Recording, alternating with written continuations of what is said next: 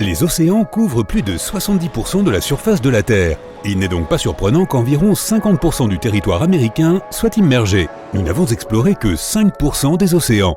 12 personnes ont marché sur la Lune, mais il n'y a eu que 4 descentes humaines dans la fosse des Mariannes, l'endroit le plus profond de la planète. La pression est le challenge principal pour aller en profondeur dans l'océan. Les températures sont extrêmement basses à de grandes profondeurs, la visibilité est nulle et la pression est si intense qu'il est plus difficile d'envoyer des personnes au fond de l'océan que de les envoyer dans l'espace. Tu ne peux pas le voir, mais la pression de l'air qui appuie sur ton corps dans les parties les plus profondes est si forte que tu as l'impression que plus de 100 éléphants adultes ou 50 Boeing 747 se tiennent sur ta tête. La pression est 1000 fois plus importante que sur la terre ferme. Pendant ce temps, dans l'espace, lorsque nous traversons l'atmosphère terrestre, la pression tombe à zéro. Nous cartographions les planètes, mais il s'avère que c'est plus facile que de cartographier le fond de l'océan. La NASA utilise les ondes radio pour explorer l'espace, mais cette méthode ne peut pas être utilisée pour l'océan, car les milliers de milliards de litres d'eau sont un obstacle. L'océan Pacifique devient plus petit, tandis que l'océan Atlantique s'étend. Il y a de très nombreuses années, l'océan Atlantique n'existait même pas. Il s'est formé lorsque les continents nord- et sud-américains se sont séparés. Aujourd'hui, il grossit à un rythme de 5 cm par an, tandis que l'océan Pacifique rétrécit peu à peu. Les océans ont même leur propre son appelé le bloop. Ce son assez fort de basse fréquence et plutôt effrayant a été détecté par des scientifiques en 1997. Quelques années plus tard, cependant, d'autres études ont révélé que le bloop provenait d'un iceberg qui se détachait d'un glacier. Il y a des lacs et des rivières dans les profondeurs de l'océan. C'est possible car l'eau salée et le sulfure d'hydrogène forment une combinaison beaucoup plus dense que l'eau qui l'entoure, ce qui explique que des lacs et des rivières puissent se former et couler à l'intérieur même de l'océan. La plus grande chute d'eau du monde, la cataracte du détroit de Danemark, se trouve également immergée dans les eaux entre l'Islande et le Groenland. Elle mesure 3500 mètres et sa quantité d'eau est presque 2000 fois supérieure à celle des chutes du Niagara. Lorsque ces deux volumes d'eau à la densité différente se rencontrent le long de l'arête supérieure du détroit, l'eau froide plus dense s'écoule vers le bas et en dessous de l'eau chaude, laquelle est plus légère, créant ainsi une cascade. La plus longue chaîne de montagnes se cache également dans le mystérieux monde sous-marin. La dorsale médio-océanique mesure près de 65 000 km de long. Seul 1% de cette dorsale a été étudié. Nous en savons moins sur cette chaîne que sur la surface de Mars ou de Vénus. Challenger Deep, la partie sud de la fosse des Mariannes. Il s'agit d'une petite vallée à une profondeur extrême d'un peu plus de 11 000 mètres. Imagine placer notre plus haute montagne, le mont Everest, dans le Challenger Deep. Il resterait 2 km pour que le sommet de la montagne atteigne la surface de l'eau. 94% des créatures vivantes sont aquatiques et près des 2/3 de la vie marine n'a toujours pas été recensée, de sorte que de nouvelles espèces sont découvertes en permanence, y compris celles qui font froid dans le dos, comme le requin lutin, le poisson ogre, le requin lézard. Imagine ce qui nous attend encore là-dessous. Il y a aussi des trésors cachés dans les profondeurs. Les océans contiennent environ 20 millions de tonnes d'or, mais pas d'une façon qui puisse être extraite ou exploitée avec des méthodes rentables.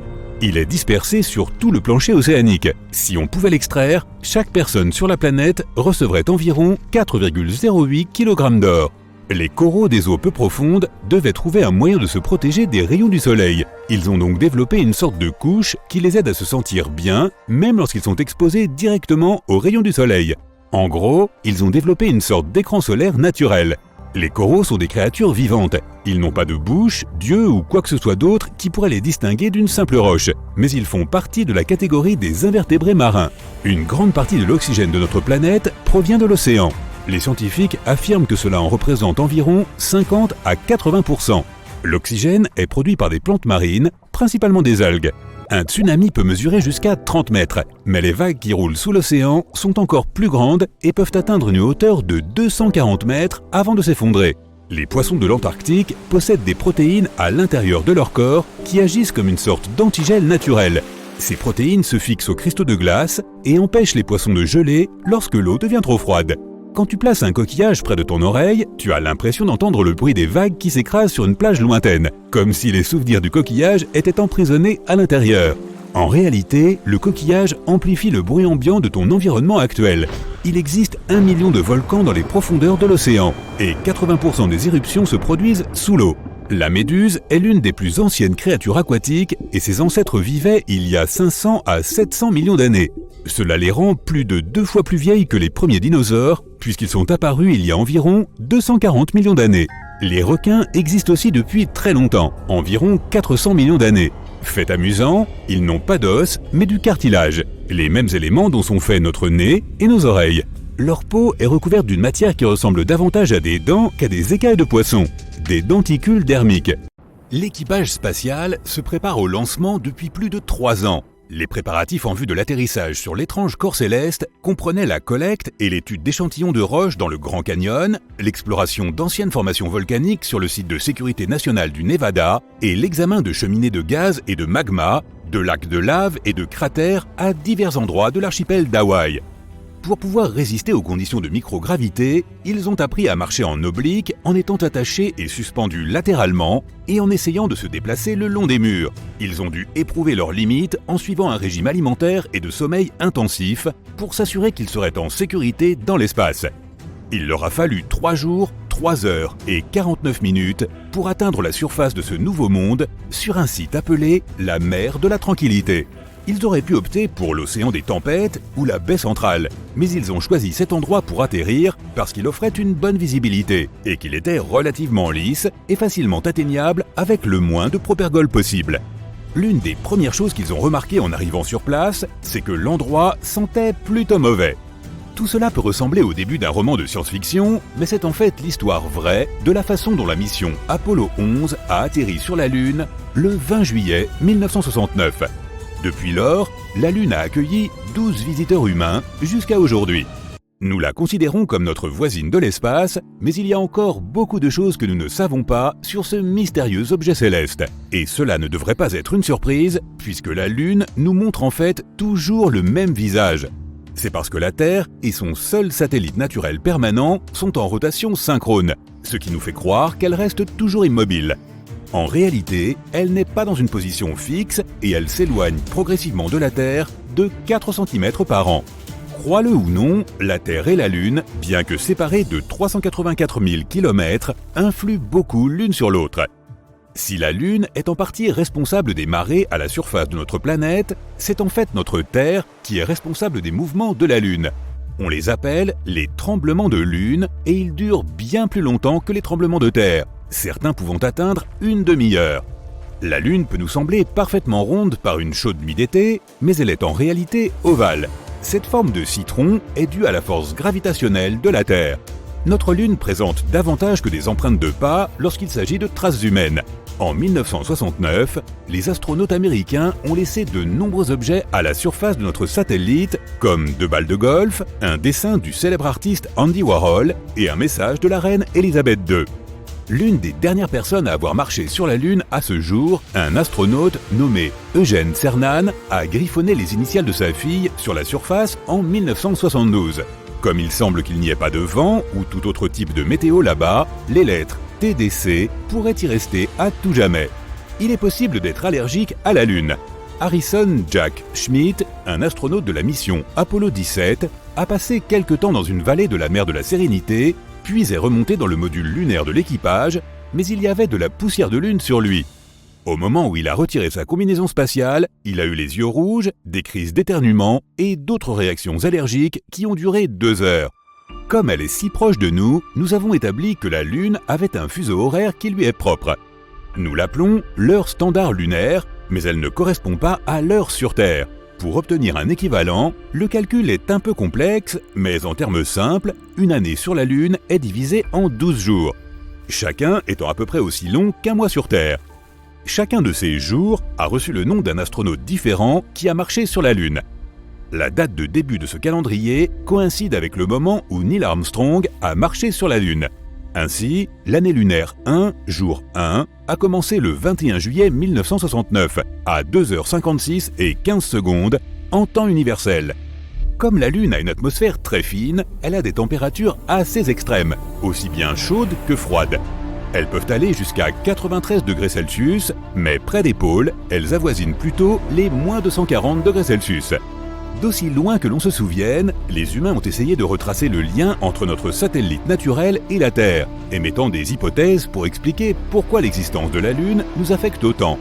Au Moyen-Âge, les scientifiques et les philosophes pensaient que pendant une pleine lune, certaines personnes étaient plus susceptibles de souffrir de différents problèmes de santé. Parce qu'ils voyaient ce lien inexplicable avec la pleine lune, les personnes présentant ces symptômes étaient qualifiées de lunatiques, ou parfois encore plus littéralement, de malades de la lune. Les humains ne sont pas les seules créatures vivant sur Terre qui soient affectées par les cycles lunaires. Les propriétaires de chiens sont 28% plus susceptibles d'emmener leur animal aux urgences vétérinaires pendant une pleine lune. Tu penses peut-être que c'est la raison pour laquelle les loups ont cette préférence pour hurler à la pleine lune, surtout dans la culture populaire. Mais les scientifiques n'ont pas pu prouver de lien entre le comportement des loups et les cycles lunaires, alors c'est peut-être tout simplement un mythe. Tu es dans le désert d'Atacama, au nord du Chili. C'est l'un des endroits les plus secs de la planète. Mais ce désert cache un joli secret. Tous les 3 à 5 ans, des fleurs poussent de nulle part. C'est pour ça qu'on l'appelle le désert fleuri. Des graines reposent dans le sol en attendant juste un peu de pluie. Quand le désert reçoit assez d'eau, environ 200 types de fleurs poussent. Les sables de l'Atacama se parent alors de violet, de blanc, de vert et de rose. Un autre phénomène que l'on peut observer dans le désert est la cascade de sable. Quand le vent pousse beaucoup de sable au bord d'un canyon, il commence à tomber. S'il y en a vraiment beaucoup, cela crée une cascade de sable, comme en Arabie Saoudite. Elle ressemble aux chutes du Niagara, mais sans eau.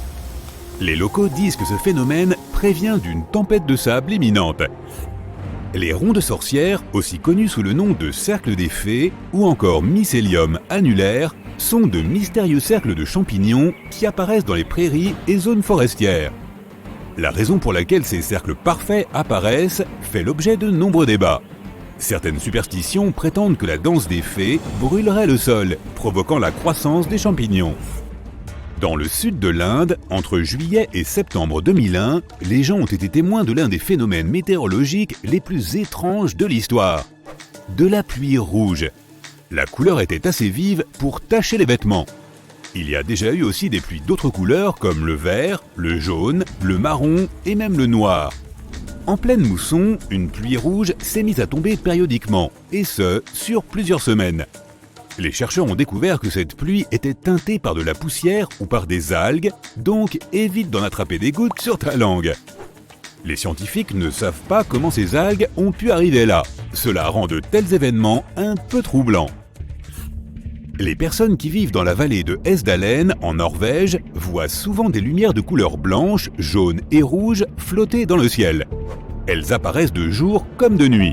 Dans les années 80, elles ont été observées 15 à 20 fois en une seule semaine. Ces lumières peuvent durer de quelques secondes à plus d'une heure. Elles semblent littéralement se balancer dans les airs. Certains scientifiques pensent que la raison de ce phénomène est due à de la poussière de fer ionisée. D'autres disent qu'il s'agit d'une combustion mêlant sodium, oxygène et hydrogène. Beaucoup de gens prétendent qu'il s'agit simplement d'avions. Les rouleaux de neige sont l'une des curiosités météorologiques les plus rares à voir, car il faut des conditions météo parfaites pour qu'ils se forment. Dans toutes les régions montagneuses couvertes de neige, le vent, la température, la neige, la glace et l'humidité doivent s'allier pour créer ces étranges rouleaux. Tout part d'une fine couche de neige humide sur le sol. Sous cette couche doit se trouver de la glace ou de la neige poudreuse. Une brise assez forte peut alors décoller cette neige et la faire rouler jusqu'en bas d'une colline, comme une boule de neige. Ces rouleaux peuvent faire la taille d'une balle de baseball ou même d'un pneu de voiture. Tout dépend de la force du vent. Ces anneaux ne restent pas en place très longtemps, alors fais vite une photo. Savais-tu qu'il existe un endroit sur Terre doté de son propre écosystème et de sa propre atmosphère ? La grotte de Movile, située dans le sud-est de la Roumanie, est restée close dans l'obscurité totale pendant 5,5 millions d'années. Ce n'est que lorsque des ouvriers l'ont découverte, alors qu'ils cherchaient un endroit où construire, qu'elle a vu le jour. Les scientifiques ont creusé une ouverture dans la grotte et ont découvert qu'un écosystème totalement viable et unique se développait à l'intérieur. En creusant un chemin à travers la roche et en passant par de nombreux tunnels, les scientifiques ont découvert un lac d'eau sulfureuse qui sentait l'œuf pourri. l'air était rempli de sulfure d'hydrogène et contenait 100 fois plus de dioxyde de carbone que l'atmosphère terrestre. Inutile de dire que cet air est toxique. Mais le plus fou, c'est que cette grotte abritait tout un écosystème, avec 33 espèces que l'on ne trouve nulle part ailleurs sur Terre. Cette grotte nous donne un aperçu de ce qui pourrait exister sur d'autres planètes avec des atmosphères complètement différentes. Le simple fait qu'elle ait existé sur Terre pendant tout ce temps, sans que personne ne le sache, est plutôt incroyable, n'est-ce pas? Regarde ces arbres, ce sont des figuiers à caoutchouc. Leurs fortes racines ne poussent pas sous terre, mais à la surface. À l'aide de tuteurs et d'attaches spéciales, les gens ont appris à contrôler la manière dont poussent ces racines. Imagine que l'un de ces arbres se trouve à côté d'une fosse où tu veux bâtir un pont. Il suffit de diriger ses racines dans la direction souhaitée. Avec le temps, les racines pénètrent dans le sol et se renforcent sous les averses incessantes. Il faut environ 15 ans pour créer un pont. Voici un autre arbre étonnant appelé l'arbre de vie. Il pousse dans le désert de Bahreïn. Cet arbre se tient au sommet d'une dune de sable depuis plus de 400 ans, au milieu de nulle part. Il fait extrêmement chaud ici et il n'y a pas d'humidité. Mais malgré tout, l'arbre a des feuilles vertes et il continue de pousser. Jusqu'à présent, les scientifiques n'ont pas encore compris d'où il tire son humidité et ses nutriments. Il n'y a que des puits de pétrole tout autour. Et les habitants de la région pensent que cet arbre est sacré. Après tout, il démontre la magie de la vie et le pouvoir de la nature. Certains experts sont sûrs que tout vient de ses racines. Elles sont si profondes qu'elles peuvent atteindre des sources lointaines.